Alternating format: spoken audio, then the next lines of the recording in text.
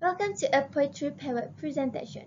Zulfa and I, Afruz, we are going to present two poems under one theme, which is love and hate. I'll be presenting about How Do I Love Thee by Elizabeth Barrett Browning, and Zulfa will be presenting about Love and Hate by Elizabeth Siddal. This is our members. And then, without wasting any time, I will be starting first with How Do I Love Thee by Elizabeth Barrett Browning. Before we jump right into the analyzing of the poems, I'll be reading the poem first. How do I love thee? How do I love thee? Let me count the ways. I love thee to the depth and breadth and height my soul can reach when feeling out of sight. For the ends of a being and ideal grace. I love thee to the level of everyday's most quiet need by sun and candlelight. I love thee freely as men strive for right. I love thee purely as they turn from praise. I love thee with the passion put to use in my old griefs and with my childhood's faith. I love thee with a love I seem to lose with my lost sins. I love thee with the breath, smiles, tears of all my life. And if God choose, I shall but love thee better after that. Now, in this presentation, we are going to look at the first one, the author's background, and then speaker and point of view. Next, setting, structure of the poem, figurative language, and the last one is the mood and tone. The first one is about the author. How Do I Love Thee is written by Elizabeth Barrett Browning. She's the poet of the poem. And then this is a little bit descriptions about her. And when she was a child, she was being raised by a tyrannical father. Her father is very controlling and strict, so we could say that throughout her life, everything that she did is controlled by her father. And when she started to grow up, she fell in love with Robert Browning, and then um, their love is secretly done because if her father know about their love, he might told him to break up because her father doesn't like his children to get married. So after they being in love secretly, they got married, and then her father knew about it. So her father disowned his own daughter, which is Elizabeth, and after that, Elizabeth and Robert they moved to Italy, if I'm not mistaken, and then they got a child. A year later, Elizabeth published the collection sonnets from the Portuguese, which is basically love letters toward her husband. So she's a very romantic person. And then it's important to know that she is deeply religious. And then the fact that How to LFT have a religious element indicates how much the poet loves her husband so much. Okay, so we are going to look at the speaker and point of view. So the speaker is obviously it is Elizabeth Barrett Browning because it is her compassion toward her own husband. And then the point of view is first person because in the poem we can see that the poet used a first pronoun which is I, like I love thee. So it indicates that this is a first person point of view. Next is the setting. Okay, so this setting, it is written in 1850, and about the physical setting, it is quite unsure because I think that the setting is in the speaker's heart and it doesn't have any concrete settings, any concrete physical setting because it is the author's confessions towards her husband, so it's related to the speaker's feeling. So we cannot have any vivid place setting. After that, we are going to look at the structure of the poem. And then, this is the structure of the poem.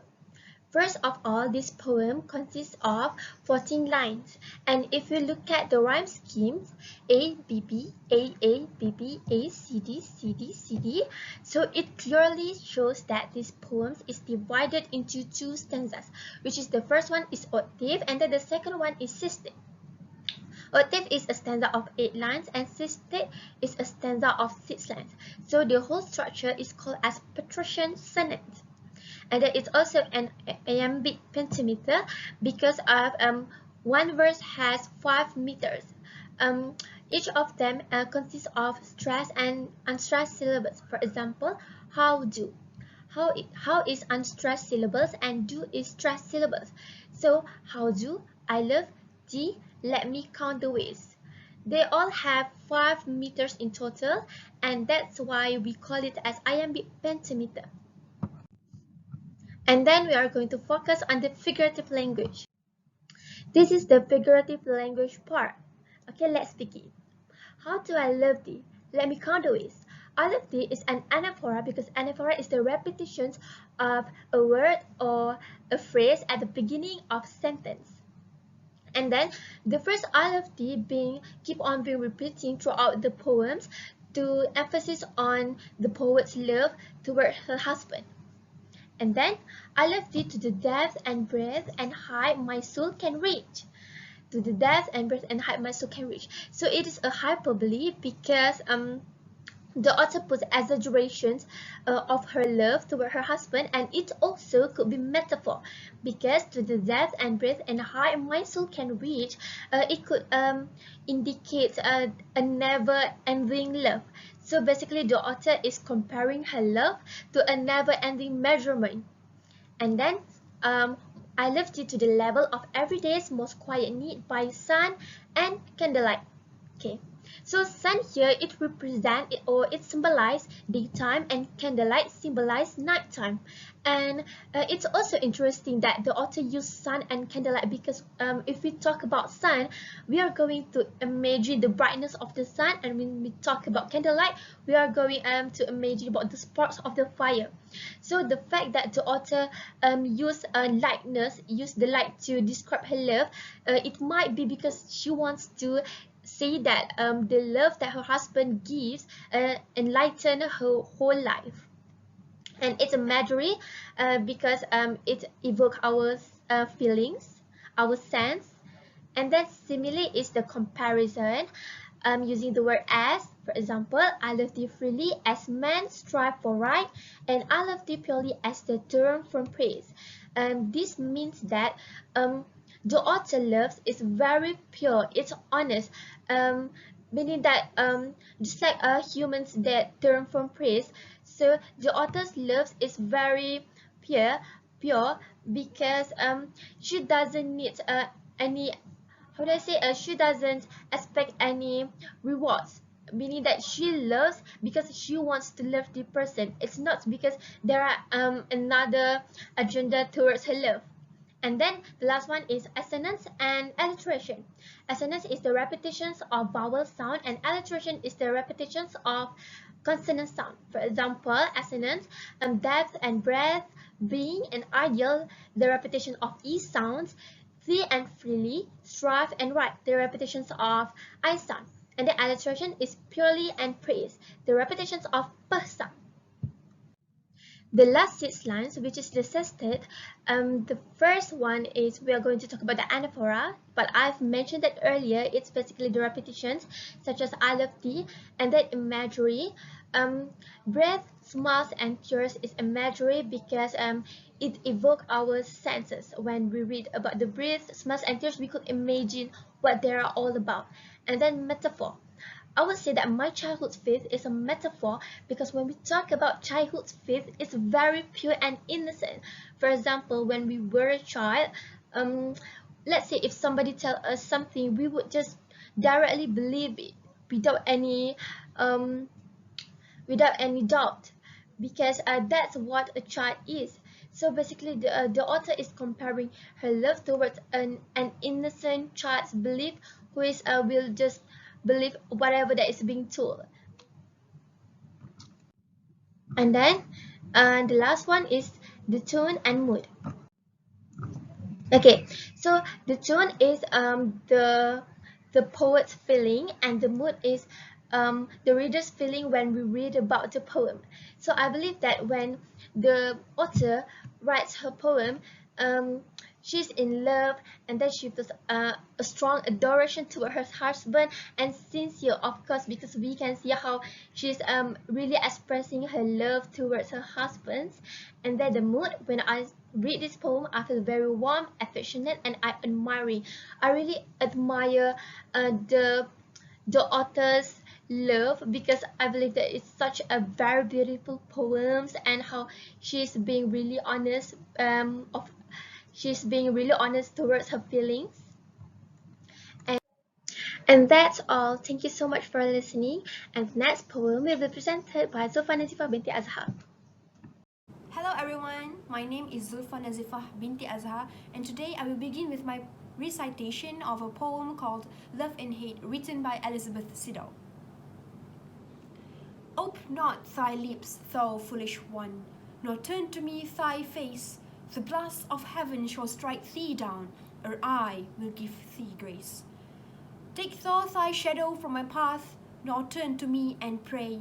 The wild, wild winds thy dirge may sing, or I will bid thee stay. Turn thou away thy false dark eyes, nor gaze upon my face. Great love I bore thee, now great hate sits grimly in its place. All changes past me like a dream, I neither sing nor pray, and thou art like the poisonous tree that stole my life away. And now I shall begin with my presentation of the poem. Hello everyone. So I hope that you do enjoy my recitation earlier. So before we get into the analysis of the poem, I would like to give a glimpse of the biodata of the poet herself.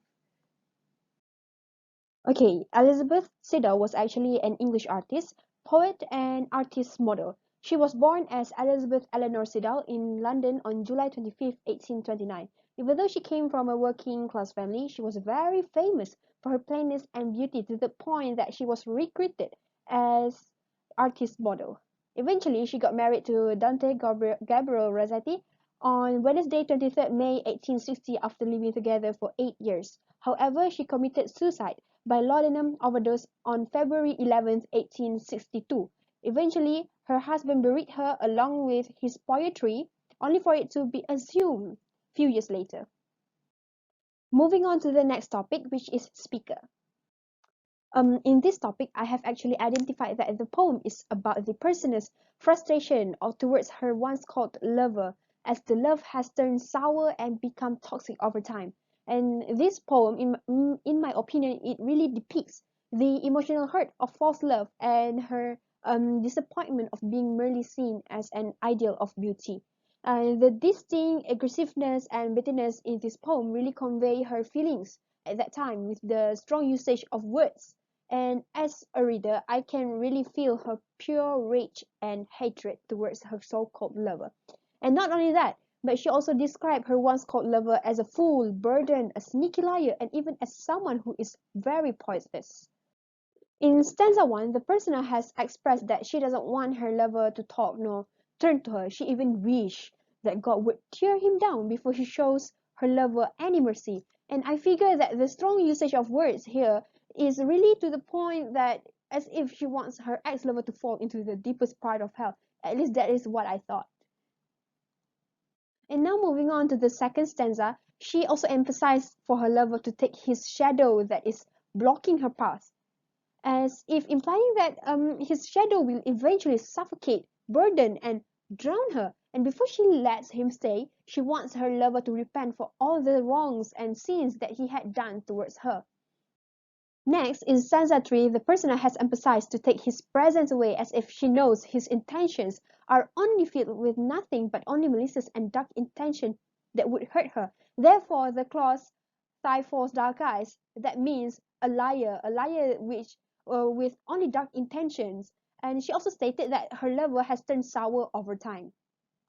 In her last stanza, she also stated that her life is passing like a dream. All of the happiness and positivity in her life that occur will not do her any good now. Her last line really gives me an emotional impact because it depicts the emotional hurt of false love that she felt inside.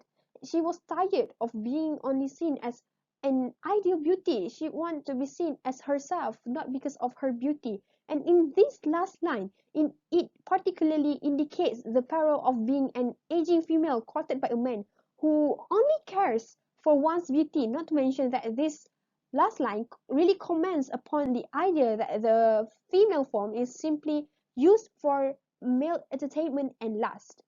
Now let's move on to the next topic, which is situation. After a pile of research, this poem can actually be said as a response towards Rossetti's infidelities and their informal relationship status. Of course, any sane woman would fall sick if her husband would not stay loyal and keep on coming back for her, and therefore this happened to her and she became very ill and depressed. And that's, like I've mentioned earlier in the last topic, this poem really comments upon the idea that the female form is simply used for male entertainment and lust. In my opinion, it is just an attraction that would falter over time because lust would not last forever, you know. And honestly, knowing this hurts her feeling. Therefore, this poem is also a critique towards Victorian courting custom, because as a woman who lived in a Victorian era, it is not a custom for a woman to have a no formal relationship status. Thus, she was forced into a life of ridicule and spinsterhood.